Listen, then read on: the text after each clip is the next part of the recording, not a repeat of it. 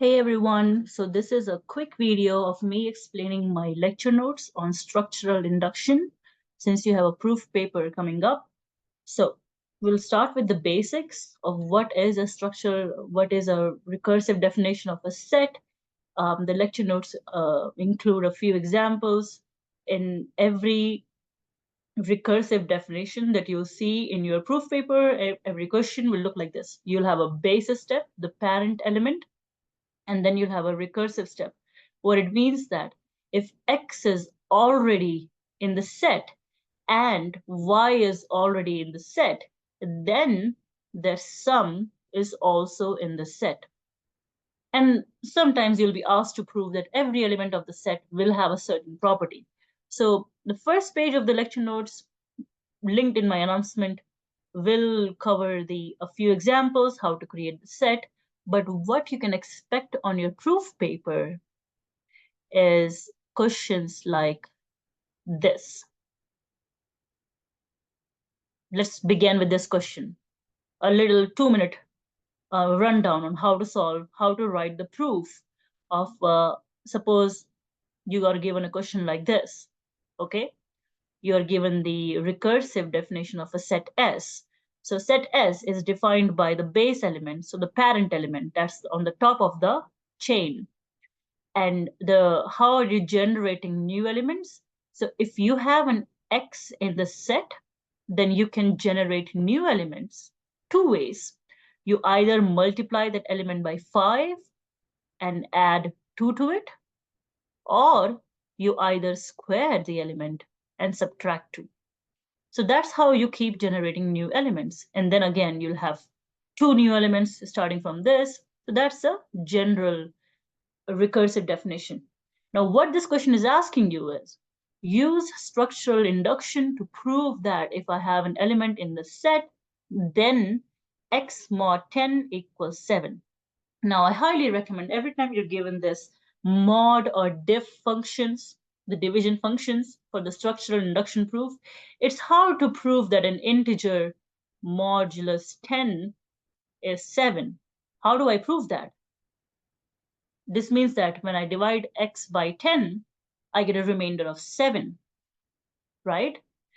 I always recommend switching these modulus type equations into equations like this, that x is such that it's a multiple of 10, but it has 7 remainder, right? And that's a conversion. Will help you prove problems like this. This is the same as saying x mod 10 equals 7. Okay, so we are given the recursive definition of the set S, and we have to prove that every element of the set has this property. When you divide it by 10, you get remainder 7. Just like principle of mathematical induction, structural induction will have 3 steps. You prove that your parent element, the base step, in this case, the parent one, the top of the food chain is 7. So you prove that the base element has the property that they want you to prove. The property they want you to prove is this, x mod 10 equals 7. And the parent element was 7. 7 mod 10, 7, when you divide by 10, you get the remainder 7. So it has the property. Great. Then you move on to step 2, recursive step. So now we'll just assume that x is an element in my set with the given property. So I'm assuming that there is an element in my set, let's call it x, and x has that property, and we know that we can switch from this modulus equation to this equation and leave it there for some integer q. This is exactly how you type your proof in exam, in the Canvas thing.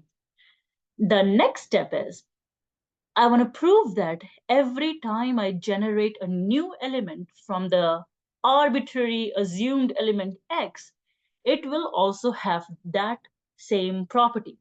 So if for this particular question, I'm generating new elements 2 ways, right? I'm either multiplying them by 5, adding 2, squaring them, subtracting 2, right? I have 2 ways of generating new elements right here, like we saw. So I need to tackle both cases. I want to show that from my assumed element X, when I generate elements using the case 1 type, when I go the root 1, so now here comes the next definition, right? Why did I convert from this to this definition? Because I'm going to replace my X, use my assumption, use my hypothesis, and then manipulate a little bit to get to the required form. So I started from 5x plus 2, and I want to show that this is this looks like that, right? This whole thing is giving me a remainder of 7 when I divide it by 10. How do I do that? I use my hypothesis. I replace the x by 10q plus 7 because that's what we assumed. And then I add 2, manipulate, move around things, take 10 common. Because q is an integer, 5q plus 3 will be an integer plus 7. This proves that 5x plus 2 is of the form, right? In other words, 5x plus 2 mod 10 equals 7. So I proved that when I go route 1 and I generate a new element using the recursive definition, it does have the form. But I'm not done here, and that's the important part, because I can generate elements 2 ways here, right? I can either do 5x plus 2 from x, or I could do x squared minus 2. So I need to prove that the second route also gives me this desired form that we want. How do I do that? Replace your x with the assumption. And that's why the mod 10 conversion to a 10q plus 7 form is useful. You replace your x by that, square it, minus 2, do a little bit of manipulation, apply the quadratic formula and stuff, and try to take 10 common because q is an integer. So this will also be an integer. And there we go. X squared minus 2 at the end is of this form. K is an integer. Hence, x squared minus 2 mod 10 equals 7, which was the form we had to prove. So what we did here, we assumed an arbitrary element, and we proved that every new element you generate has the property. Hence, by the principle of structural induction, closing line, right? Don't forget the closing line in your proof during exam. Very important, okay? I will take points off if you forget this line. Hence, by principle of structural induction, we have shown that all elements of S can be written as 10k plus 1 for k belongs to the set of integers. Now, the other type of problem that you can expect in exam will be like this. Let's take a look at this example. So S is the set defined as follows. The parent element is 0, 0. So that's on top of the food chain. And for each ordered pair, now the elements of the set are ordered pairs, okay? Not just single numbers. For each element in the set, you are generating new elements. Now here, we have 3 roots. So we'll have 3 cases, right? Case 1, I generate a new element by this. Case 2, I generate a new element by this. Case 3, I generate a new element by doing the adding 2 to A, 1 to B, right? So the part 1 is like they want you to apply the recursive definition and get the next 2 generation. So first generation is the base element, which was just 0, 0. Second generation, S1 is I leave A as it is, I add 1 to the B, or I add 1 to A, 1 to B, that gives me this element. The third route was I add 2 to A, 1 to B, so 0 plus 2 is 2, 0 plus 1 is 1, and there you go.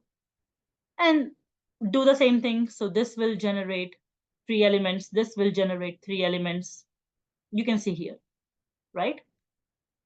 So once I've done that, this is part A.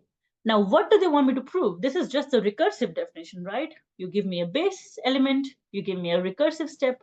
What are we doing here? I want to prove that using structural induction, for any element, A will be less than or equal to 2 times B.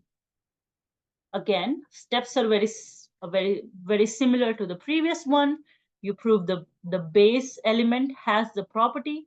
Base element was 0, 0, right? And for 0, 0 in the set, A, which is 0, is less than or equal to 2 times B, which is again 0. So base element has that property. Recursive step was you assume that any random element A ordered pair is in the set and it has the property that A is less than or equal to 2B.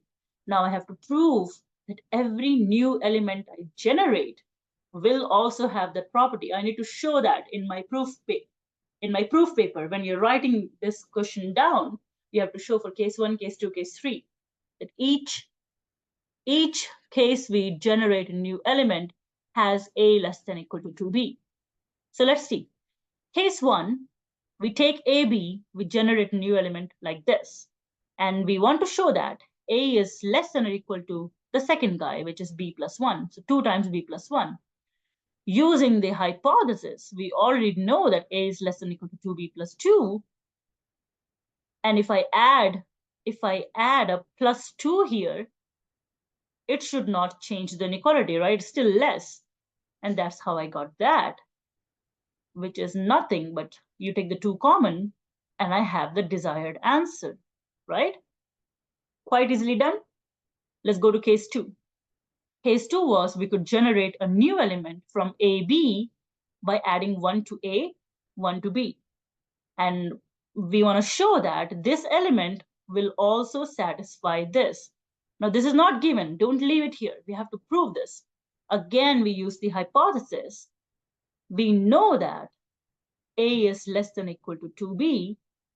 If I add 1 to both sides, this makes it true, right?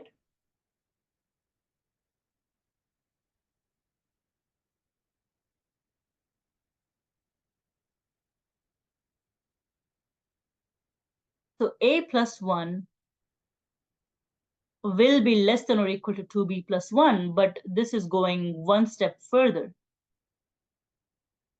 right? I'm just adding one more 1 on the right-hand side, still greater than A plus 1.